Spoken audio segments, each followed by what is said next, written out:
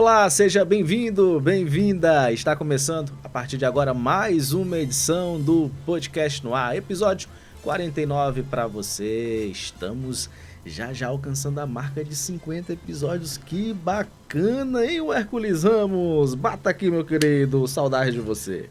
Tava com saudade de mim? Tava. Olha aí, rapaz, que coisa boa.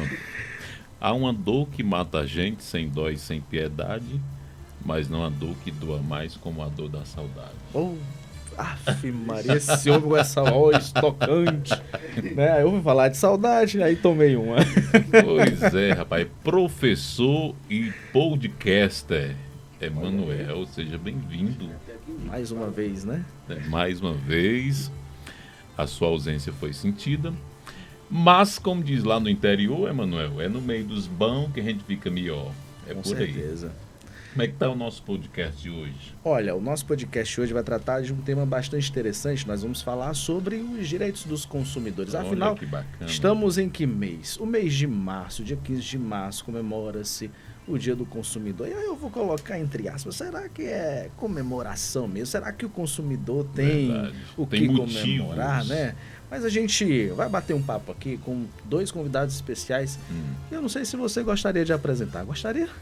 Eu conheço muito bem. Pois comece. Fernando Pessoa disse que a vida é a arte do encontro, embora haja tanto desencontros durante a vida, né? O Yuri, Dr. Yuri, tive o prazer de fazer faculdade de pedagogia com ele e é uma grata satisfação revê-lo.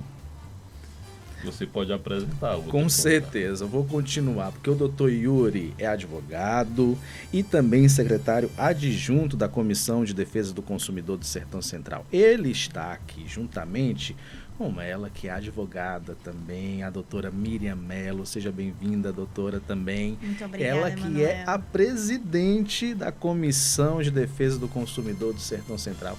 Então estamos bem servidos no nosso podcast hoje. Vai ser então um bate-papo bem bacana durante esses nossos 60 minutos. Verdade.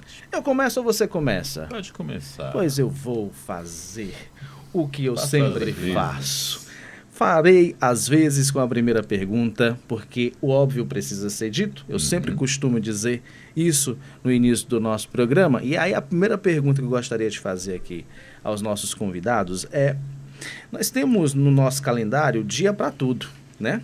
E no mês de março, 15 de março, como eu já falei, nós temos o Dia do Consumidor. Qual é, gente, a origem dessa data? Nos conte, porque acredito que não só é minha curiosidade, mas também como é curiosidade do nosso público de casa. Sejam bem-vindos mais uma vez. Perfeito, Emanuel, perfeito, Hércules. Primeiro agradecer, tá certo, o convite para participar desse momento. Tenho certeza que será muito enriquecedor, esclarecedor para a nossa população. Afinal, todos somos consumidores, sem exceção, né? Já agradecer a presença aqui da nossa presidenta, doutora Miriam Mello, que nos comanda lá na Comissão de Direito do Consumidor, na subseção da OAB de Quixadá. E aí, já entrando na primeira pergunta, né, a origem do Dia do Consumidor, a celebração. Primeiro, que não é um dia legal, não há uma previsão em lei em si para comemorar, para celebrar esse dia. A origem dele remonta à década de 60, através de um comunicado, de uma mensagem que o então presidente americano, John Kennedy, ele enviou ao Congresso americano, falando sobre os direitos, sobre os deveres, sobre como o consumidor ele deveria ser tratado numa relação de consumo. E aí nós sabemos que aquilo que acontece na maior economia do mundo, né, atualmente, nos Estados Unidos, gera realmente essa repercussão. Então, o primeiro momento de origem mesmo dessa data, né, remonta a essa mensagem, a essa fala que foi feita no Congresso americano em 1962, e de lá para cá começa-se a surgir órgãos como o PROCON, né, que é já mais contemporâneo, o nosso próprio Código de Defesa do Consumidor, que é a Lei 8.078 de 1990, então são bem contemporâneos a essa data, e vem trazer esse 15 de março em referência justamente a essa fala de uma figura ilustre, que foi o presidente americano, John Kennedy, né, e que repercutiu mundialmente. Então hoje eu poderia citar para vocês que Dia do Consumidor, ele é uma data mais voltado ao varejo, ao mercado, do que propriamente ao consumidor. Mas aí cabe a nós, enquanto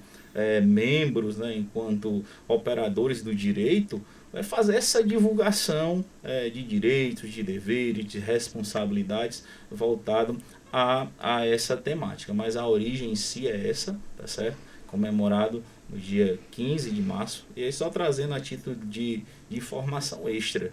Para as e-commerce, que são essas lojas virtuais, né, essas lojas Mercado Livre, poderia citar, Amazon, a Amazon, né, e etc., é a segunda data mais importante para o consumo, né, porque perdendo somente para Black Friday, que acontece, que também é referência, né, a um acontecimento que se deu nos Estados Unidos. Mas, em síntese, a história do dia 15 remonta a esse período, tá certo? E essas grandes varejistas, essas grandes lojas de e-commerce, elas incluíram, né, no seu calendário essa semana do consumidor. Não é só um dia de promoção, são vários dias, aproveitando-se da data como o comércio gosta de fazer, não é isso? E outra coisa, Manuel, só te interrompendo também, é uma maneira, uma estratégia que o próprio mercado encontrou para aquecer as vendas, porque a gente vem de um período de final de ano, Natal, né, Réveillon, pegamos aí o período de Carnaval, então o comércio ele estava ali que meio frio, né, e precisa de movimento. O que atrai o consumidor é desconto, é promoção. Então essa semana ela é justamente com esse objetivo de atrair o consumidor e acelerar o consumo. Porque dizem que o ano começa depois do carnaval, né? De fato e de direito. E aí, só complementando aqui, Emanuel, rapidinho. Olá a todos, né? Muito obrigada pelo convite, pela disponibilidade. Emanuel, Hércules, Dr. Yuri. Como o Dr. Yuri muito bem pontuou aí, né? Todos nós somos consumidores e não é de vez em quando, é todo dia. Todo dia a gente precisa de serviço de energia elétrica, de serviço de água, esgoto, a gente precisa comprar medicamento. Então, assim, muito provavelmente, muitos de nós não vão usufruir aí de muitas áreas do direito, né? Se Deus quiser, e eu torço para que não, muito provavelmente os senhores nunca sejam presos, né? Nunca cometam um delito, é o que eu espero.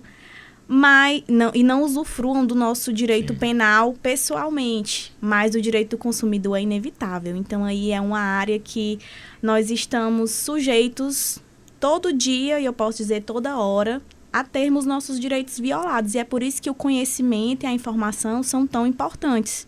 E nós fizemos questão de estar aqui, né? Não só nesse momento, mas a gente também tem as nossas redes sociais para divulgar o trabalho da comissão também, que é um canal de informação, né? Nós promovemos... vale ressaltar que a nossa comissão está em início de gestão, né? A gente assumiu agora no início do ano, em janeiro, com a OAB Sertão Central, a quem eu faço aqui as minhas saudações também, ao presidente em exercício, doutor Leandro Teixeira, doutora Emanuele Nobre, que é a nossa presidente eleita licenciada, né, no momento. Então, a gente está sempre buscando levar esse conhecimento, porque é, de fato, uma área que vem numa crescente aí de violações, porque a gente tem visto que nós estamos vivendo uma época de consumismo desenfreado. Nunca foi tão fácil comprar. Exacerbado. Nunca foi tão fácil comprar, né? Nós estamos em uma era em que as propagandas elas são feitas para programar o nosso cérebro e tudo é necessário. Tudo eu preciso. Se eu não tiver o tênis tal, eu não vou conseguir praticar o exercício tal. Se eu não tiver... tudo se transformou em uma necessidade. E quanto mais você tem, mais você quer, né? Sim. Vem até uma crítica, né? Aí a esse nosso consumo desenfreado. Você mencionou aí, o Hércules, a questão da Amazon, né? Uhum. E a Amazon é um exemplo de como o e-commerce ele está chegando cada vez mais rápido na nossa porta. Eu sou uma usuária ferrenha da Amazon, porque com um clique eu tenho ali um produto comprado com um preço talvez mais acessível, que chega rapidinho em casa, né? Mas diante de mais consumo, nós estamos também diante a mais possibilidade de violações, né? E aí, como o doutor Yuri bem pontuou, ele fez aí a menção histórica, né, da criação desse dia, dessa data comemorativa. E os senhores também bem pontuaram, é mais uma estratégia, né, de comércio, de vendas. Todo mês tem que ter alguma, né? O mês que não tem, as vendas vão lá para baixo. E aí a gente tem que estar sempre nesse trabalho de educação e de conscientização, porque de fato vender é bom, e vender um produto associado ao outro, por exemplo, numa venda casada, para a empresa é melhor ainda, né? E se pega um consumidor desinformado, um prato cheio, melhor ainda, né? Então, com isso, a gente ressalta essa importância, né, da comunicação, da informação sempre. A Comissão de Defesa do Consumidor do Sertão Central é um dos órgãos de defesa do consumidor. Sim. Aí eu gostaria que vocês trouxessem quais outros órgãos defendem o consumidor. Pronto. O doutor Yuri já mencionou aí que nós temos o PROCON, né? O DECON também. E nós temos aí também um órgão judiciário que ele é mais utilizado, mais acessado por consumidores, que é o chamado juizados especiais, né? Que é a justiça de pequenas causas, como é comumente conhecido, né? Então, o consumidor, geralmente, não é uma regra, que tem problemas ali envolvendo valores, né, que vão demandar judicialmente até 40 salários mínimos, podem procurar também os juizados especiais.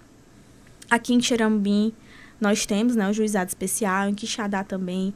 E aí é importante dizer que os juizados especiais, eles podem ser procurados, né, pela população em geral, e não é necessária a atuação de um advogado. Muito embora muitas pessoas optem por contratar um advogado. Por quê? Porque, infelizmente, eu digo isso como a advogada que milita na área, está sendo cada dia mais difícil conseguir bons resultados na justiça. Com um advogado, imagine sem. Né? Então, verdade, muitas pessoas optam por isso. Nós temos também algumas ferramentas virtuais que estão aí também para facilitar essa demanda, né, que é tão grande. Nós temos, por exemplo, o consumidor.gov.br, né, que é como se fosse um PROCON digital. Acessando o consumidor.gov.br, você tem acesso ali a todas as empresas, né, com CNPJ aberto no Brasil. E dentro dessa plataforma, você pode ter um contato direto com a empresa cadastrada. Por exemplo, vou citar aqui um exemplo. Nós citamos a Amazon, vou continuar no exemplo da Amazon, certo? O consumidor tem um problema de uma entrega atrasada com a Amazon. Ou pediu um produto, chegou outro, né? Tentou resolver ali diretamente com o SAC, né? O Serviço de Atendimento ao Consumidor do site, ou tentou um contato ali por WhatsApp, não conseguiu. Ele pode acessar o consumidor.gov.br, selecionar lá, é bem autointuitivo o site, você acessa com o CPF e senha GovBR, que todos nós temos, né? E aí você seleciona a empresa que você quer abrir a reclamação, faz um resumo da reclamação e envia. A empresa responde diretamente na plataforma e tem um prazo para responder. Caso não responda, aí você já tem um problema. E aí, muito provavelmente, é um problema que precisa ser levado para a justiça, certo? Então, existem esses mecanismos. Nós temos também o Reclame Aqui, que não é um site institucional, digamos assim, não é do governo, diferentemente do consumidor.gov, né? Que é uma plataforma do governo. Mas o Reclame Aqui é muito interessante para se ter informações ali da reputação de empresas. Então, você vai comprar na internet, não conhece a empresa, eu aconselho que faça uma pesquisa no Reclame Aqui, porque é menos chance de você sofrer um golpe, de comprar numa empresa de procedência duvidosa, que já tem ali um histórico de reclamações. Vai te blindar 100%? Não, mas em muitos casos evita, certo? Um problema. Nós temos também o site do Banco Central do Brasil, que é o bcb.com.br. Esse site já é mais voltado para consumidores financeiros, certo? Que todos nós somos também, né? Usuários de instituições financeiras, de bancos. Então, se você tem uma reclamação para fazer com uma instituição financeira, esse site já é mais específico. Embora também possa ser feita uma reclamação no site do consumidor.gov.br, mas tem também essa questão do bcb.com.br, agora eu não mas é o site do Banco Central, certo? É bem facinho de encontrar. Lá também tem uma aba específica para reclamação ou solicitação de documentação, certo? Então, assim, são algumas ferramentas que eu estou lembrando aqui agora, bem como também, né, o Emanuel mencionou, a Comissão de Defesa do Consumidor, certo? Em algumas coisas nós não vamos poder atuar tão incisivamente como os órgãos judiciais, por exemplo, mas é um canal importante também, certo? Porque a gente vai levar essa informação à sociedade. Você fala que milita nessa área, o senhor também. E essa militância, ela inicia por algum histórico de problema como consumidores? Quando a gente fala que milita na área, é dizer que trabalha diariamente com aquilo ali, certo?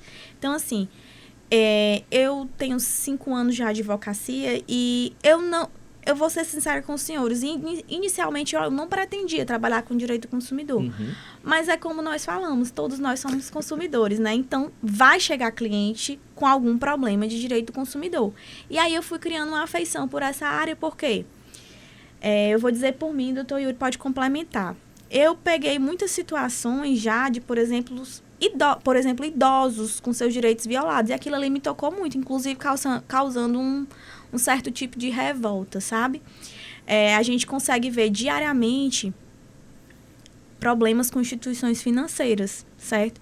O idoso é um perfil que é bastante explorado por instituições financeiras.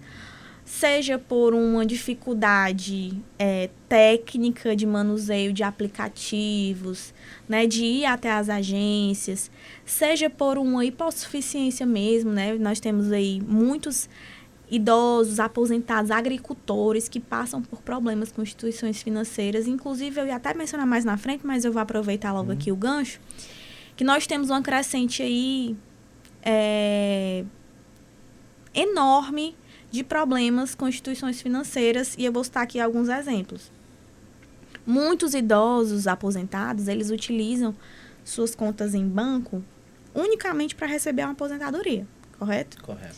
E aí, frente a esse perfil, né, de pessoa hipossuficiente, mais vulnerável, que tem aí uma hipossuficiência financeira e técnica também, né, informacional, não é tão munido de informações, as instituições acabam se aproveitando. Lança ali uma taxa de saque, uma tarifa que não existe, coloca ali um seguro que não tem nada a ver. Empréstimo consignado. Empréstimo consignado. Muitas vezes o idoso contrata. Mas existe uma figura também de um empréstimo que, na verdade, eles vendem um cartão de crédito como se fosse um empréstimo. Algo mais persuasivo.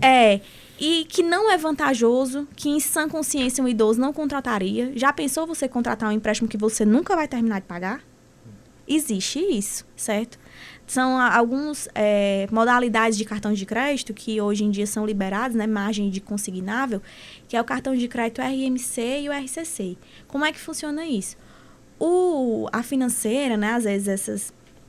Não estou generalizando, certo? Sim. Vende ali uma margem de crédito, onde, na verdade, o idoso acha que está contratando um empréstimo, mas está sendo liberado para ele um cartão de crédito. Ele saca o limite do cartão e fica pagando todo mês o valor mínimo da fatura do cartão. Então, imagine, Hércules, você tem um cartão de crédito que o limite dele é 4.000.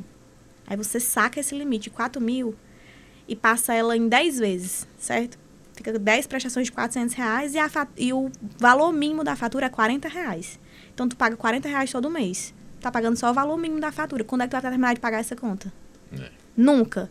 Então, é a modalidade que a gente chama de empréstimo infinito, certo? Então, é bem recorrente também. Os idosos não sabem, é muito bom você pegar um dinheiro e pagar R$40 por mês. Mas não vai terminar de pagar nunca. O problema é esse. E aí, a gente também combate isso, né? Geralmente, só se resolve judicialmente. Tem também a questão das vendas casadas. Famosas. Vendas casadas. Nos bancos também acontece muito. Você compra ali um financiamento, automaticamente eles te colocam um seguro prestamista, um seguro... enfim, vários tipos de seguro que eles puderem colocar. Infelizmente, é uma prática recorrente. Estou dizendo isso aqui, não é tirando informação da minha cabeça, não. É dado dia a dia mesmo que a gente vê, certo? Só para citar um exemplo aqui... Recentemente, eu tive que entrar com 8 processos de um único cliente. analisando os extratos bancários dele, rapidamente a gente viu ali uma série de ilegalidades. E acontece diariamente com os idosos. Pode complementar, doutor Yuri. Pegando a pergunta do Emanuel, semelhante à doutora, né, eu ingresso no curso de Direito com essa visão de defesa de direitos mesmo. Eu, particularmente, antes de ingressar, vivenciei algumas situações enquanto consumidor que fui negligenciado, né, que eu percebi que aqueles eventos, eles traziam um dano, traziam um prejuízo, e foi com esse intuito que me despertou essa curiosidade de ingressar no mundo do direito.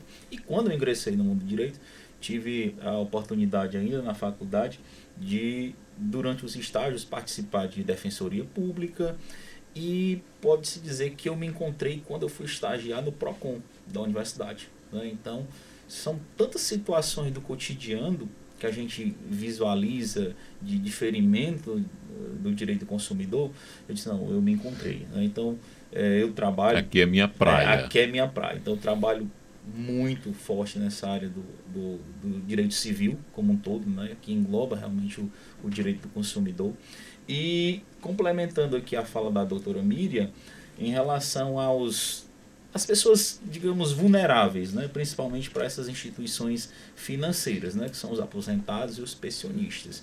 Hoje está muito comum a vinculação de alguns sindicatos, algumas empresas, eles se vinculam automaticamente e começam a descontar do pagamento dessa pessoa. Então, às vezes é um desconto que é considerado mínimo, irrisório, 20, 30, 40 reais, mas isso, se não for tomado uma medida, vai ser o resto da vida. Né? Então, como a doutora falou, então hoje é muito comum a gente visualizar, né, que até saiu uma reportagem recentemente nos grandes veículos de comunicação a nível nacional, né, que milhões de brasileiros segurados do INSS, aposentados e pensionistas, eles têm esse desconto, né, de uma coisa que ele não adquiriu, né, que essa empresa, por algum modo, ela consegue os dados dessa pessoa e começa a realizar descontos, né? Então aí precisa da atuação do advogado. E uma coisa bem interessante, a doutora Miriam citou a situação do juizado especial.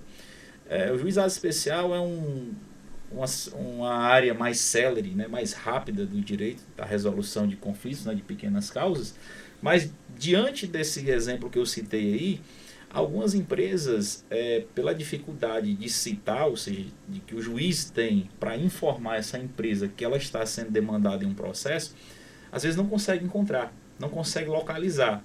E aí, por essa dificuldade de não conseguir localizar, o rito processual não pode ser pelo juizado especial. Aí tem que ser pela justiça comum cível, aí sim, aí é obrigatória a presença do advogado para acompanhar esse processo.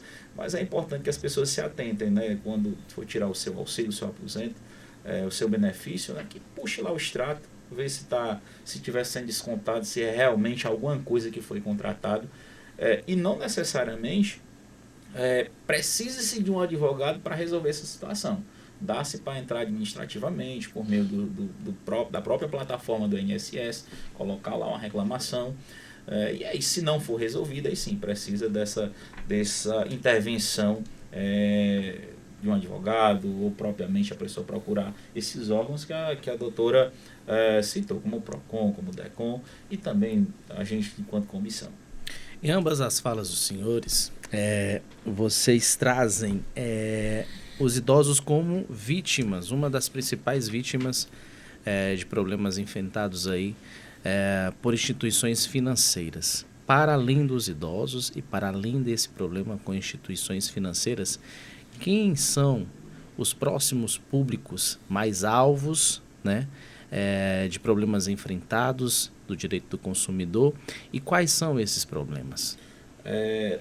Na verdade, a gente citou os idosos porque realmente entra em uma seara de vulnerabilidade maior, devido ao avanço da idade, em algumas situações a uma falta de informação propriamente dita, mas hoje nós estamos à mercê de acontecer essa situação com qualquer um. Então não daria para especificar aquele público voltado. Por exemplo, hoje se a gente for em qualquer rede alimentícia, em qualquer restaurante, a gente, de uma certa forma, sofre com a negligência. Porque quando você faz o seu consumo lá, tem uma taxa de serviço, uma venda casada. Né? Então, são alguns pontos que são mais vulneráveis. Né?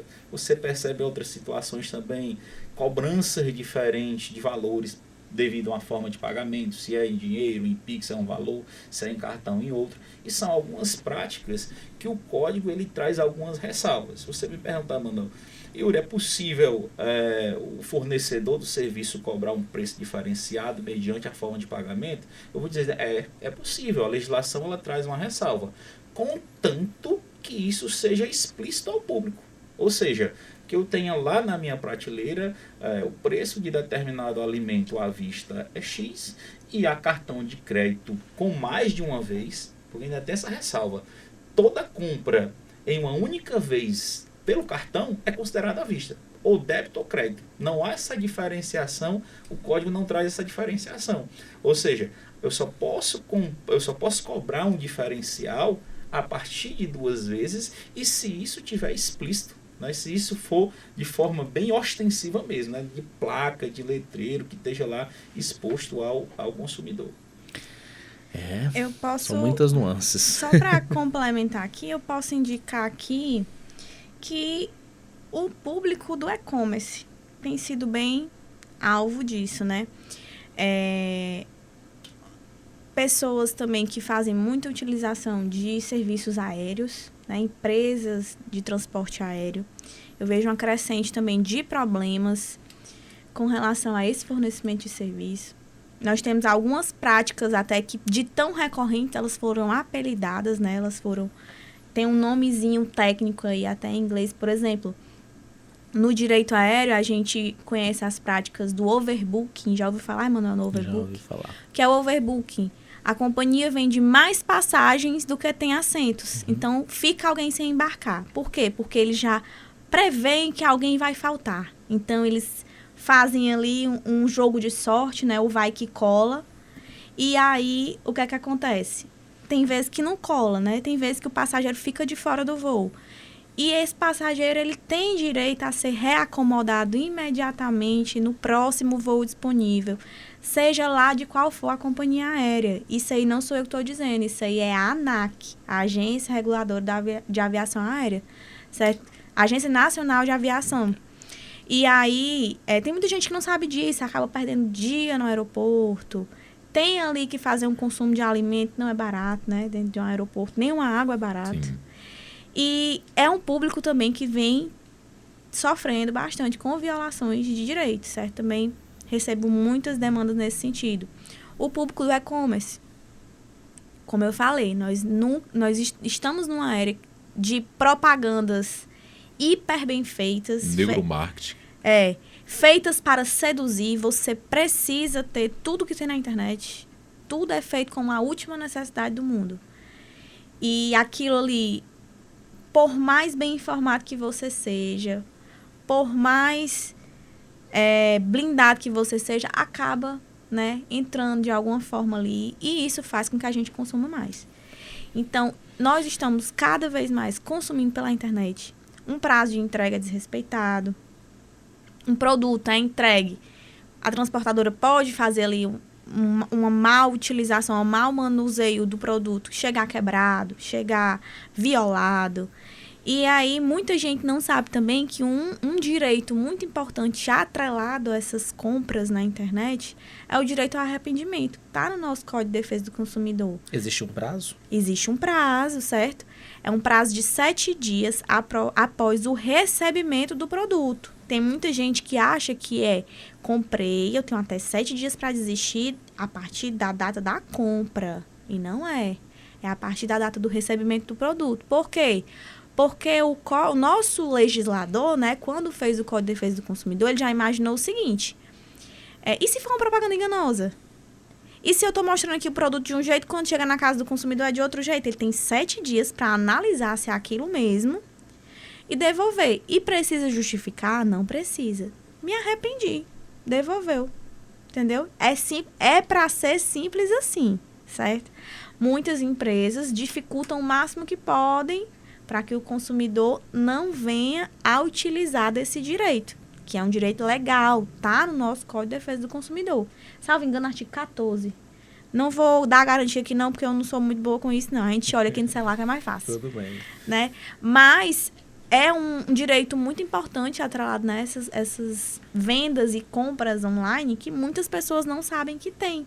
E só enfatizando, 7 dias depois do recebimento do produto e não da compra. Então, fiquem de olho aí, porque vocês podem até já ter precisado fazer isso e não sabiam e não fizeram.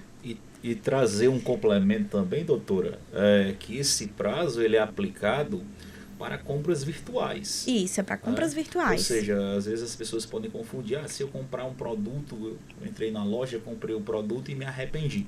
Não, essa regra ela não é aplicada a compras presenciais, tá certo? Então tem que ser uma compra virtual. Ou fora do estabelecimento. Pode ser por telefone também. Não necessariamente que seja pela internet, mas se for fora do estabelecimento físico, aplica-se a essa legislação. E aproveitar aqui e trazer uma informação também, já que a gente está falando de compras, né, de produtos nas e-commerces, que hoje é o grande point do momento, trazer aqui uma orientação para as pessoas que compram esses produtos. Pessoal, quando vocês receberem esse produto, ele chegar na sua casa, é interessante como um meio de prova, como um meio de assegurar o seu direito. Hoje praticamente todo mundo tem acesso a um celular, tem acesso a um meio digital. Então, antes de abrir o produto, faz um videozinho ali, você abrindo o produto. Um unboxing, né? Que as blogueiras chamam. Exato. Aproveita e já faz um conteúdo aí para a internet, né? Mas é interessante que você crie realmente uma prova concreta, né? Porque esses dias eu até... lembrando aqui que eu fui procurada por uma consumidora e ela falou, eu comprei um determinado produto e chegou outro totalmente. Na verdade foi um golpe, ela caiu em um golpe nessa compra de Conto produto. do vigário. Do conto do vigário. Comprou um produto e chegou um item qualquer que não se comparava ao preço que ela pagou. E aí o que acontece? Já fazia bastante tempo desse fato, ela me procurou. E aí ficou realmente uma situação muito complexa, muito difícil de atuar, porque já faziam mais de 3 meses, ou seja, período para o arrependimento já tinha passado, já tinha decaído. Não existia uma prova, né? Ou seja, eu sempre falo isso para as pessoas. Comprou pela internet, ou comprou por qualquer produto, chegou que você não teve acesso, faz lá o boxzinho, faz lá o vídeo, abrindo o produto, vê se ele está em condições, porque é uma prova material que você tem para... Já pensou se a empresa ela tem a obrigação de fazer o ressarcimento, de fazer a troca, legal, mas a empresa resolve não fazer. E aí você vai ter que ingressar judicialmente. Aí para ingressar judicialmente a gente vai precisar comprovar realmente aquela situação que ela está sendo apresentada. Infelizmente e felizmente também, né, até para a nossa segurança jurídica, para a justiça só vale o que está documentado.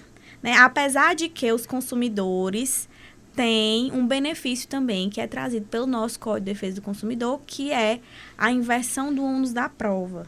Que é isso, dentro de um processo judicial, a legislação entende, né, que é mais fácil para a empresa, né, que tem todo um arcabouço ali, tem todo um aparato, né, de logística, de jurídico, de administrativo, comprovar uma coisa do que para o consumidor que é hipossuficiente, que muitas vezes comprou aquilo ali com a ajuda de alguém. Então, o que é que dentro do Código de Defesa do Consumidor se entende? Que comprovada a hipossuficiência do consumidor frente à empresa que ele está consumindo, é possível que o juiz inverta o ônus da prova. Ou seja, na regra, via de regra no direito, quem fala tem que provar, certo? Se eu entro com a ação na justiça, eu tenho que provar o que eu estou dizendo. No direito do consumidor, embora seja muito importante, né, a gente sabe que tem esse benefício, mas ele também não garante tudo, tem essa possibilidade. Então, por exemplo, vou dar aqui um exemplo do direito bancário. Eu entro na justiça dizendo que o meu cliente ele não contratou o seguro tal, seguro vinculado a um financiamento, por exemplo. Só que eu não tenho esse contrato, né? Muitas vezes a pessoa não guarda o contrato. Quem tem a obrigação de guardar? O banco. Então, eu peço para o juiz mandar o banco apresentar o contrato. Se ele não apresentar, é por quê? Porque não tem, né? E aí, a gente trabalha dessa forma também no judiciário, certo? Outra coisa que não tem nada a ver com o que eu estou falando agora, mas eu vou falar logo, senão eu esqueço. O doutor Yuri estava falando sobre a questão, né, da compra online e da compra presencial, né? Tem muita gente que acha, e aí é uma informação para o consumidor e para quem vende também, certo? Porque eu também sou os dois, né? Eu compro e eu vendo. Essa questão do direito à troca. Todo mundo tem direito à troca? Qual é o prazo para o direito à troca de um produto? Se criou uma cultura, eu não sei se é em todo canto, mas aqui no interior, pelo menos eu vejo, que se criou uma cultura de que é 7 dias. Você compra um produto, pode ir lá na loja trocar com até 7 dias. Mas isso é totalmente cultural, certo? Isso é uma convenção. Não tem nada no Código de Defesa do Consumidor que obrigue um lojista a trocar um produto se ele não tiver com defeito. Aí, se ele tiver com defeito, aí muda a história. O que caracteriza esse defeito? O que pode ser o defeito? Pronto, o defeito eu vou citar aqui. Nós temos os bens duráveis e não duráveis. Por exemplo, se eu compro uma pizza congelada num mercantil, acho que esse exemplo é até meio chulo, não vai dar para usar muito bem, não. Mas, assim, o defeito, na verdade, é tudo aquilo que faça com que o produto ele não esteja dentro do padrão de utilização, seja de consumo ou seja de utilização. Se esse produto for de consumo, ele é considerado um bem não durável, né?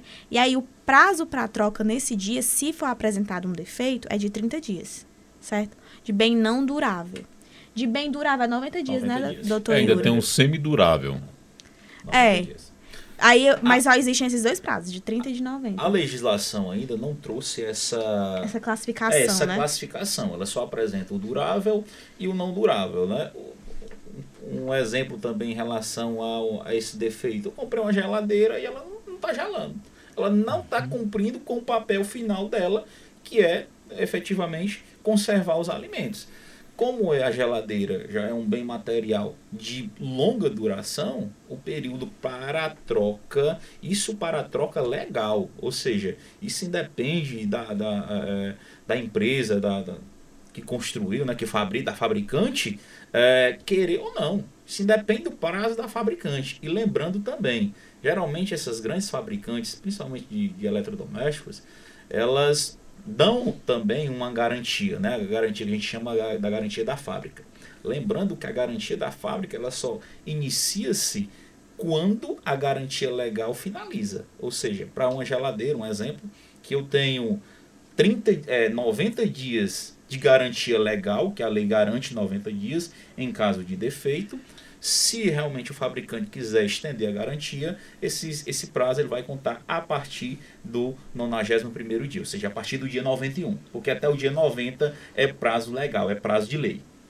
Por isso das vendas em alguns sites das garantias estendidas, né? Só que a garantia estendida, ela geralmente o fabricante vende como um produto que o consumidor não é obrigado a adquirir. Porque se ela condicionar essa garantia estendida à aquisição do produto, entra no que a doutora falou da venda casada. Ou seja, eu estou vendendo um segundo produto em face do primeiro.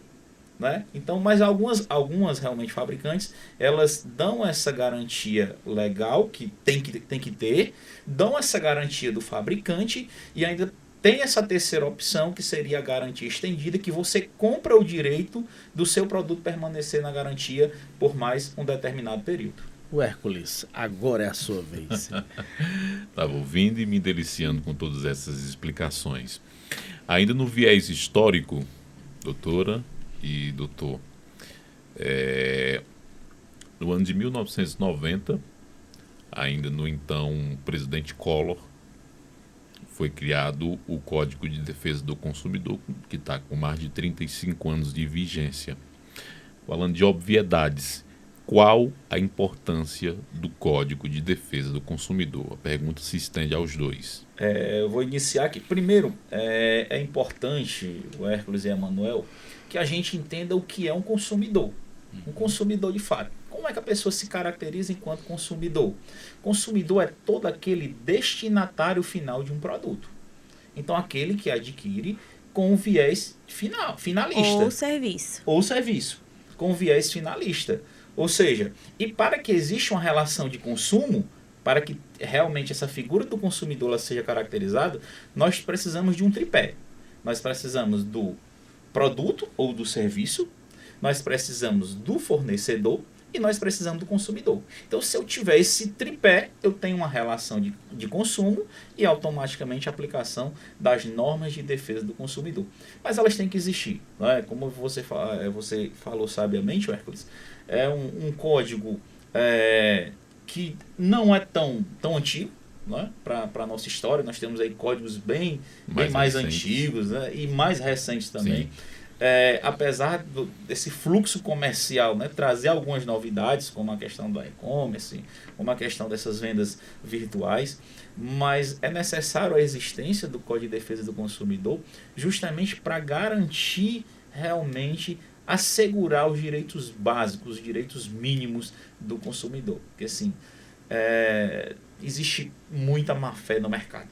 Né? As pessoas, em alguns momentos, se aproveitam da vulnerabilidade, tanto da vulnerabilidade financeira, ou seja, a pessoa que tem um poder aquisitivo baixo, a vulnerabilidade de conhecimento também. Né? Às vezes a pessoa chega ali com uma fala bonita e aí acaba induzindo a pessoa a adquirir um produto. Então a existência ela é crucial, principalmente no mundo capitalista que a gente vive, né? Um mundo onde é moldado pelas relações de consumo. Então, é algo fundamental e que precisa ser aprimorado, principalmente com essas novidades que estão chegando por aí. Por exemplo, criptomoeda, né? Esses pagamentos online, né? Então, pirâmides financeiras. Pirâmides financeiras. Então, realmente, é preciso que o nosso legislador, e quando eu falo isso, falo a nível de Congresso Nacional, que ele realmente esteja atento ao aprimoramento do Código de Defesa do Consumidor, a lei federal. Então, só pode ser alterada através do Congresso Nacional. E eu complemento que existem também, como nós já mencionamos aqui, as ferramentas processuais trazidas pelo Código de Defesa do Consumidor, né, que facilitam, por exemplo, uma demanda judicial. Como eu mencionei aqui, a questão da inversão do ônus da prova, né? Então, assim, o Código de Defesa do Consumidor precisa, sim, ser aprimorado, né? E muito se critica também, né? O Código de Defesa do Consumidor. Ave Maria, se falar em Código de Defesa do Consumidor... Essas leis não estão retrógradas, ultrapassadas? Depois de 35 anos, elas não precisariam ser atualizadas? Existem algumas atualizações, né? E a gente também não se baseia só em lei. A gente também tem a doutrina, a jurisprudência. Eu acredito que precisa passar por uma atualização, sim. Mas nós não estamos também detidos só a elas. Por exemplo, eu vou trazer aqui uma tese relativamente recente, que ela não está prevista no nosso Código de Defesa do Consumidor, mas que é uma tese pacífica nos tribunais. É a tese do desvio produtivo do consumidor. Não sei se os senhores já ouviram falar. Mas essa tese diz basicamente o seguinte... eu vou fazer primeiro aqui uma introdução. Qual é a unidade de medida mais preciosa que nós temos? Nosso tempo. Sim. Né? O tempo não volta. Perdeu, já era. Não tem nada que traga de volta. E perder tempo é algo muito valioso, é algo muito estressante, às vezes, muito importante. E muitos problemas gerados por violações de direito do consumidor trazem essa perda de tempo.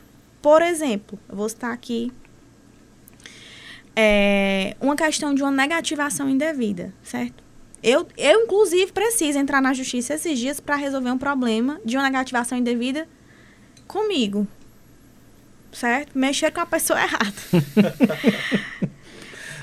Eu vou precisar deixar de estar atendendo um cliente meu para estar peticionando uma ação minha, para entrar na justiça, para participar de uma audiência. Olha o tanto de tempo que eu perdi. Então, a minha tese principal é desvio produtivo do consumidor. Eu estou gastando um tempo meu para resolver um problema que não fui eu que causei. Isso gera um dano moral presumido, que, para falar mais bonitinho, é o dano moral in re ipsa. O que é que essa tese quer dizer? Que, diante de algumas situações, eu não preciso provar que eu sofri, que eu me abalei, que isso me gerou um prejuízo maior. Eu só preciso demonstrar que o fato ocorreu. Atualmente, o meu nome está negativado, não está me afetando em muita coisa, não. Eu só sei porque eu fui lá procurar. Eu não estou tentando financiamento, eu não tentei comprar nada. Vai me afetar quando eu for fazer isso, né? Mas atualmente eu não tenho que demonstrar para o juiz, ó. Eu olhei, mas não estava lá negativado. Só que só o fato de eles terem me negativado indevidamente já gera o dano moral, que nesse caso é presumido. Outro exemplo de situação onde o dano moral é presumido. Esse aqui é menos buscado, mas tem decisão recente da comarca de Fortaleza que envolve essa situação. Você vai no restaurante, pede uma parmegiana. Quando você pede uma parmegiana, você quer comer o quê? Filé, macarrão, molho de tomate e por aí. Se vier uma barata dentro do prato, faz parte da receita, será? Só o fato de aquela barata estar no prato, aquilo ali já gerou um dano moral. Eu não preciso demonstrar que eu comi a barata, que eu tive uma intoxicação alimentar por causa da barata. Eu não preciso demonstrar qual foi o mal que foi causado. Eu só preciso demonstrar que o fato aconteceu. Esse é o dano moral presumido. Certo? Então, isso aí é uma tese que foi construída a partir de decisões de tribunais, né? Os advogados provavelmente pedindo e argumentando dessa forma, é assim que se molda o direito é moldado por fatos, né? As nossas leis, elas existem porque um dia existiram fatos que originaram aquelas circunstâncias. E dessa maneira também é a jurisprudência, né? Então, a tese do dano moral produtivo, ela é diuturnamente utilizada por advogados e ela é uma tese que foi construída a partir disso. Ela não é uma tese legal, mas é pacífica e utilizada. E complementando, né, doutora, o que seria essa jurisprudência? Essa jurisprudência é um entendimento dos tribunais, dos juízes, né, que não estão propriamente escritos na lei, mas que estão garantindo direitos, né, nesse caso aí, como a doutora citou o exemplo, não é necessário eu provar que me alimentei daquilo que foi servido, que aquilo me causou mal, para que eu tenha um direito. Não, o juiz ele já entende, os tribunais já entendem que o simples fato da presença daquele objeto, que não era para estar naquele local, corpo estranho, um corpo estranho, ele já vai trazer um dano. Né? Então, nós temos aí, enquanto atualizações, a doutrina, que são os estudiosos da área, que vão criando essas teses, as jurisprudências. Nós temos também as atualizações do próprio Congresso, porque assim, quando a gente fala em atualizar o Código de Defesa do Consumidor, é um processo legislativo delicado. Né? Então não é algo que acontece da noite para o dia. Só para vocês terem ideia, nós temos aí um Código Penal de 1940. Né? Então, esse aí, né, digamos que está ultrapassado, né, retrógrado, que precisa de algumas atualizações. Mas 85 anos de já imaginou aí? Quanta coisa mudou de lá para cá. Mas em relação ao Código de Defesa do Consumidor, nós vamos ter algumas mudanças sutis, mas que vão acontecendo gradativamente. Porque, assim, a aprovação de um artigo, a alteração de um texto de um determinado artigo, parágrafo ou inciso, é mais simples do que a aprovação do código em sua íntegra. Então, as atualizações legislativas, elas acontecem digamos, no gota a gota, né? De forma gradativa. São as famosas emendas, né? E aí, como o doutor Yuri falou, são adicionados também. Nós temos aqui, estou com o Código de Defesa do Consumidor aberto aqui, nós temos alterações de 2021 no código, deixa eu ver se tem mais algum aqui, de 2017. Então, vão se adicionando também, né, artigos, vão se revogando artigos. Então, assim, existe uma atualização, né? Não da forma, talvez, que se precise efetivamente. A gente nunca disse que tem o que precisa, né? Mas há, sim, essa atualização. Eu tenho até... não sei se vai ter outra pergunta aí agora, mas gostaria de pontuar aqui só uma situação, ainda voltando um pouquinho o assunto sobre as instituições financeiras. O doutor Yuri colocou bem aí da questão da venda casada, da utilização do público-alvo, idosos, como, né, maiores afetados por essa situação. Outro dia, eu até me estressei um pouco fazendo uma petição de uma réplica à contestação em um processo em que era o seguinte: o meu cliente, ele apareceu no extrato bancário dele um seguro, eu não posso dizer o seguro, senão eu identifico o banco, o nome do seguro, mas o serviço do seguro era basicamente o seguinte: na verdade, não era nem um seguro. Era como se fosse um seguro, mas não era um seguro. Era um bônus na conta. Ele pagava para ter uns serviços adicionais. mais pacote de internet. Então, ele tinha, sei lá, 100 gigas, 40 gigas, uma coisa assim. Desconto em restaurantes selecionados, assistência pet 24 horas e outra coisa, acho que era canal de televisão, alguma coisa assim. E aí, quando eles contestaram, eles disseram que o cliente fazia uso desse serviço. Como era que ele estava dizendo que ele não contratou se ele faz uso? Até me estressei fazendo a réplica, sabe, doutor Yuri? Porque o meu cliente é agricultor, idoso, tem aqueles telefone teclinha, que não pega nem internet, mora no sertão do Quixadá. Eu acho que nunca pisou nem em Fortaleza, quanto mais num restaurante que tem acesso a esses descontos. Aí eu coloquei na réplica a contestação. Que a assistência pet, perguntei se a assistência pet poderia servir para as galinhas e para os porcos que ele cria. Por que só sendo? E aí, assim, são realmente aberrações que a gente vê que causa indignação. E quanto descontava?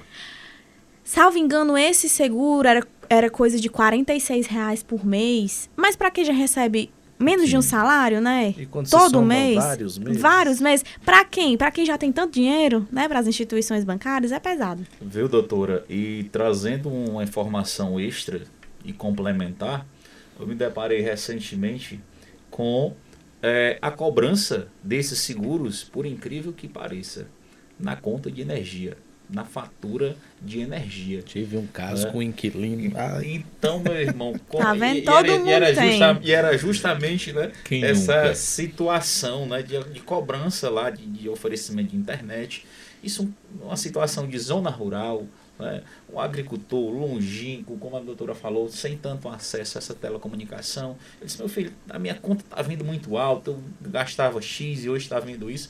E ao analisar a fatura, percebi realmente essa cobrança. Eu disse, o senhor contratou esse serviço aqui, você sabia que o senhor tem direito a levar os seus pets em Fortaleza, o senhor tem desconto nos restaurantes, mas disse, meu filho, nunca contratei isso aí, nunca, nem atendo telefone, nem ligo telefone. Então, são situações que acontecem rotineiramente. E reforçando aqui a situação que a gente citou no início, Manuel, quando você falou no público que estava mais, né, perceptível a sofrer com essas situações, né? A doutora Miriam aí, né, acabou de citar que foi vítima de uma situação. Ou seja, mexeu com a pessoa errada. Independe de situação, independe de função, né? Então, o fato de você ser consumidor já você está lhe expondo a propício a sofrer com essas situações. Doutor, com a sua permissão, com a sua aquiescência para chegar um pouco perto da linguagem que eles utilizam, né? A questão... conversa. Aquiescência. Eu não sei nem o que é isso. Com a sua aquiescência, falar um pouco sobre a maquiagem do preço. Isso ocorre muito em Black Fridays. O que acontece? Não estou dizendo que isso acontece com todo mundo, né? Toda regra tem a sua exceção e toda unanimidade é burra. Mas existem casos que, quando vai ocorrer a Black Friday, a empresa, de forma proposital, aumenta o preço do produto antes de ocorrer a Black Friday. E quando chega no dia, baixa o preço do produto como se fosse... um desconto real. Como se fosse um desconto real. O que eu, como consumidor, devo fazer nesse caso? Nessa situação, infelizmente, ela é corriqueira. A gente tem que ser realista diante dos fatos. Né? Muito corriqueira, próximo ao Dia do Consumidor, próximo à Black Friday, algumas redes, elas acabam aumentando o preço para que, quando der o seu desconto, fique realmente no patamar que estava anteriormente. Mas, assim, o que se fazer diante dessa situação? Primeiro é o monitoramento, né? Então, eu sempre recomendo ao consumidor que pesquise, faça a sua pesquisa de preço. É interessante que visite mais de um ambiente, mais de uma repartição que oferece aquele produto que você está necessitando, que você está desejando. E se você tem o objetivo de comprar nessas datas, que são datas realmente programáticas no nosso calendário, né?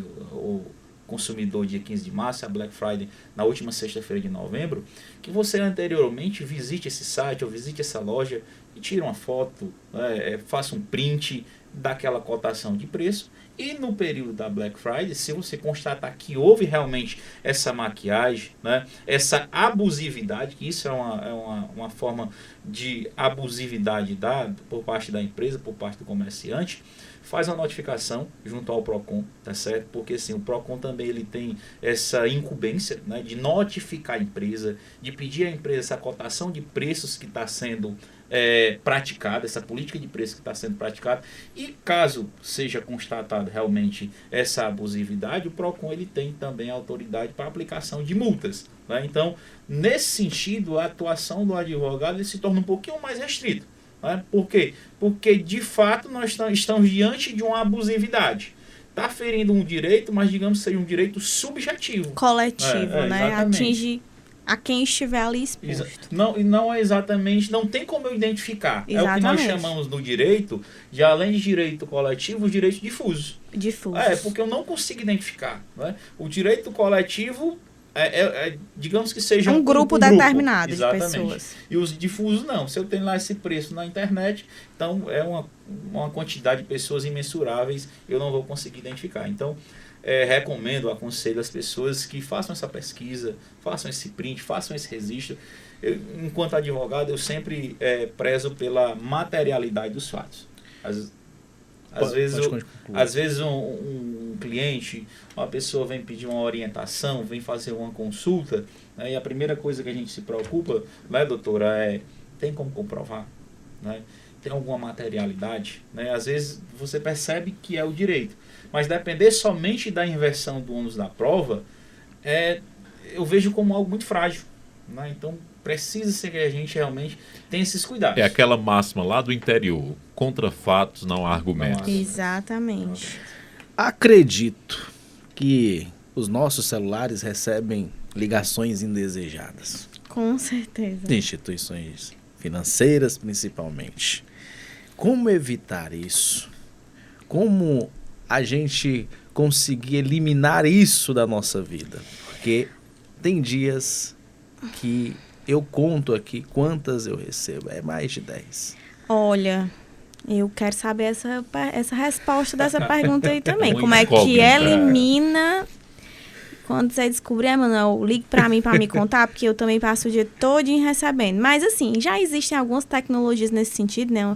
Alguns sites do governo aí que você cadastra um número que está recebendo ligações inconvenientes e esse número é bloqueado e tal. Mas quantos e quantos números essas empresas não têm, né? Vão passar o dia todinho só cadastrando número. E como o Código do Consumidor pode nos ajudar em relação a essa prática, que é abusiva? Salvo engano, o doutor Yuri pode me corrigir, eu não estou lembrando de nenhum mecanismo específico voltado para essa prática. A não ser que seja uma cobrança. Certo? Se for uma cobrança indevida, aí sim, certo? Aí cabe a reparação por dano moral. Alguns juízes entendem, né? Alguns juízes entendem que é um mero dissabor, né? Um mero aborrecimento. Mero aborrecimento. Não tem direito à indenização por dano moral. A gente fala isso porque a gente vive a prática, né?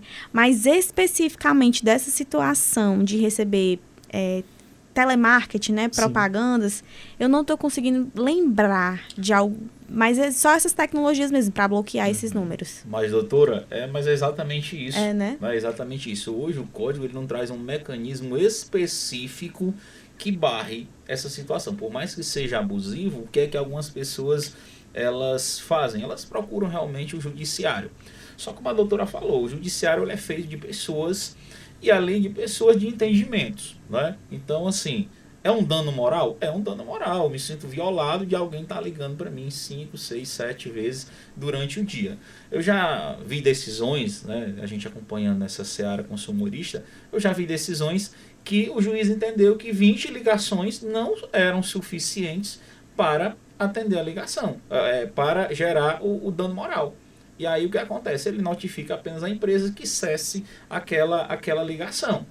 Como também já vi situações de que o cara recebeu e ficou registrado no celular 200 ligações por dia. Então, assim, é um absurdo. Aí, diante dessa situação, o magistrado analisa, porque assim, depende muito do entendimento do magistrado. Mas nessa situação, porque ela é muito gritante. E Sim. Aí, assim, existe a aplicação do dano moral. E trazendo um complemento aqui para a informação da doutora, é muito importante em relação a essas ligações. Qual é o intuito dessa ligação? Primeiro, essa ligação está te oferecendo alguma coisa? Ou essa ligação está te cobrando de alguma coisa? E outra coisa, essa cobrança, ela é devida ou ela é indevida? Ou seja, você contraiu essa dívida? Se você contraiu essa dívida, o código é bem claro que durante a cobrança não pode se expor ao ridículo, a situações vexatórias. Sem horário comercial. Exatamente. Eu não posso divulgar nas redes sociais, em redes de comunicação, fulano está me devendo. Né? Então eu não posso fazer isso, porque eu estou perdendo o meu direito e o cidadão está adquirindo o seu direito. Mas se essa cobrança ela é indevida, o código é bem claro. Toda cobrança indevida que você realizou o pagamento, você tem direito à repetição do indébito em dobro. Ou seja, você tem direito a receber em dobro tudo que estão lhe cobrando. Tudo aquilo que você pagou sem dever.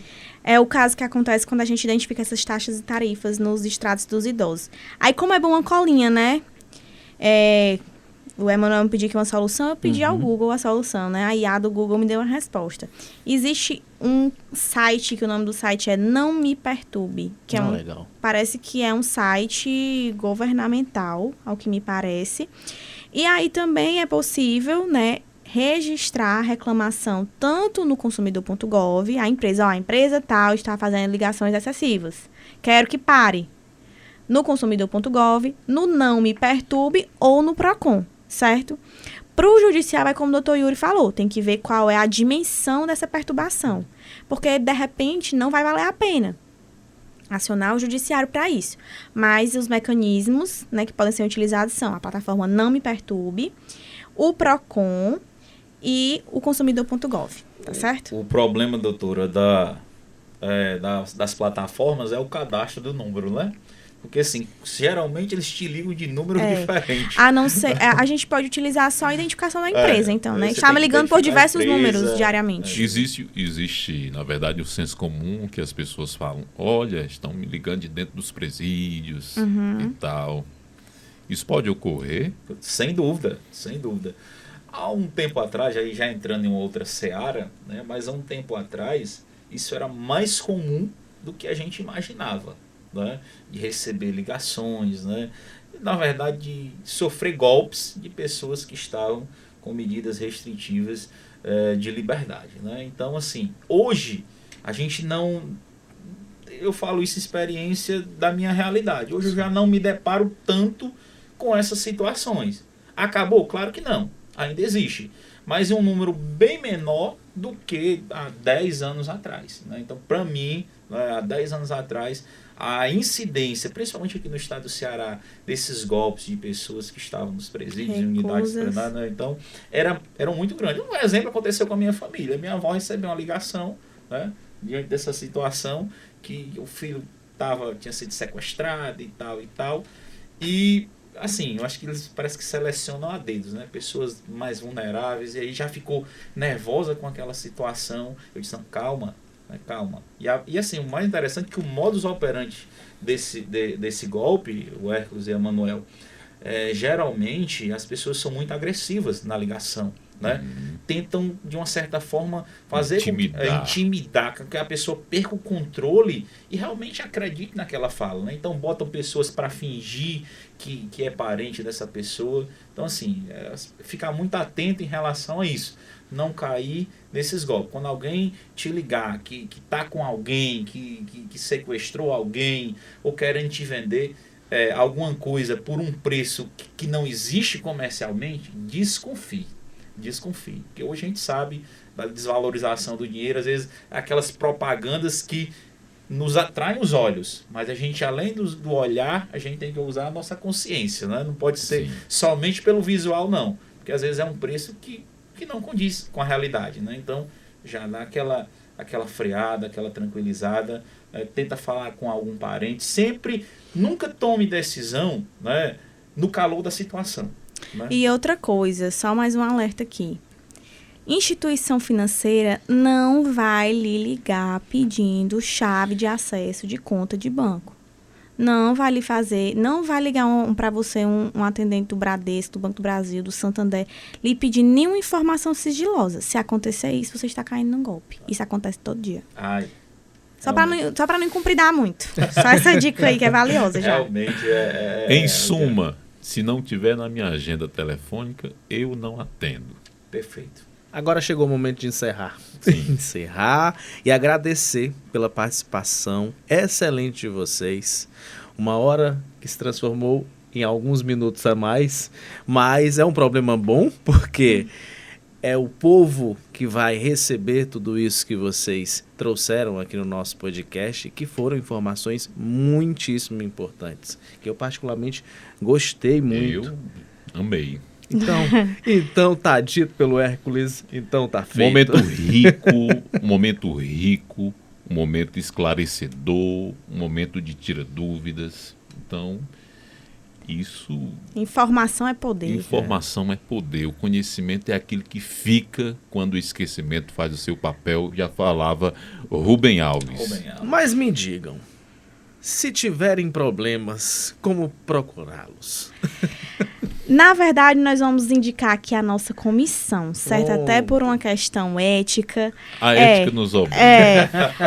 Vocês podem encontrar informações, né? Inclusive, entrar em contato diretamente com membros da comissão pelo @CDC Sertão Central no Instagram, tá certo? Procurar a OAB também, certo? Lá em Quixadá, fica próximo ao INSS, eu não sei se todo mundo sabe onde é, mas é fácil de encontrar. E caso, né, precise aí também de um suporte dos órgãos fiscalizadores, Procon, Decon, consumidor.gov. Perfeito. Vou primeiro expressar aqui o meu agradecimento, a nossa gratidão, né, pelo espaço tão rico, tão salutar e tão importante para a nossa sociedade. Sou muito grato a vocês, Emanuel, o Hércules. O Hércules foi assim, uma alegria extra, né? Uma alegria extra. Eu lembro as nossas conversas na faculdade. Era sempre muito intelectual. O cara... Professor conversando é diferente, né? O Hércules requer apresentações, né? Emanuel, é uma grata alegria conhecê-lo também. Então, agradecer a direção da rádio, do programa, agradecer a todos e deixar aqui as palavras finais para a nossa presidenta, dizer que é alegria, né, fazer parte dessa comissão que é capitaneada pela doutora Miriam, uma pessoa assim extraordinária, muito inteligente, muito dedicada e que sempre que a gente precisa e necessita para acionar, ela é muito, atende a gente com muita presteza. Então, obrigado. É bondade sua, doutora. Gente, só agradecer rapidamente, porque eu tô vendo a hora a gente... Sem expulso daqui, né? Tô brincando. Mas é porque eu também tenho que ir para Quixadá, né? Então, só agradecer o espaço, contem conosco, certo? Foi uma alegria imensa estar aqui hoje. E a população, né, atenção com seus direitos. Verdade verdadeira. O Hércules, valeu, né? Mais um podcast. Inclusive, elogiar a estrutura, gostei muito. Tudo muito bom. Obrigado.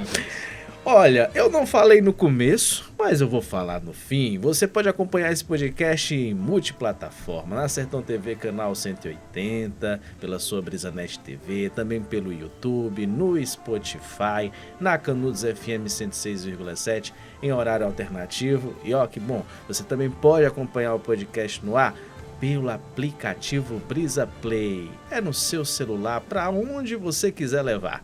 Então não perca este episódio em qualquer um desses espaços, porque tá bom demais. Valeu, um abraço e fiquem com Deus. Até o nosso próximo No Ar. Tchauzinho!